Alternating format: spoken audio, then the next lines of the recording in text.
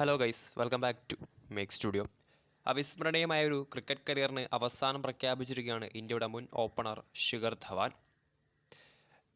അദ്ദേഹം തന്നെ social media പേജിൽ പങ്കുവച്ച ഒരു വീഡിയോയിലൂടെയാണ് താരം തൻ്റെ ഒഫീഷ്യൽ റിട്ടയർമെൻറ്റ് ഇപ്പോൾ അനൗൺസ് ചെയ്തിട്ടുള്ളത്. ഡൊമസ്റ്റിക് ക്രിക്കറ്റിൽ നിന്നും ഇൻ്റർനാഷണൽ ക്രിക്കറ്റിൽ നിന്നും അങ്ങനെ ഒരു അവിസ്മരണീയമായ കരിയറിന് അവസാനം കുറിച്ചിരിക്കുകയാണ് ഇന്ത്യയുടെ സ്റ്റാർ ബാറ്റർ.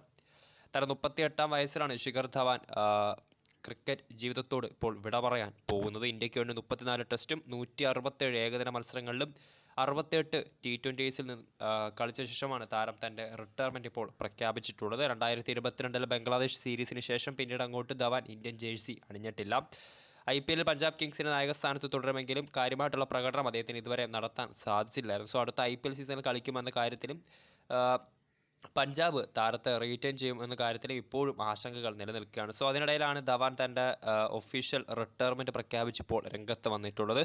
2013 ഇന്ത്യയുടെ ചാമ്പ്യൻസ് ട്രോഫി വിജയത്തിലും ഏറെ നിർണായക പങ്ക് വഹിച്ച താരം തന്നെയായിരുന്നു ധവാൻ.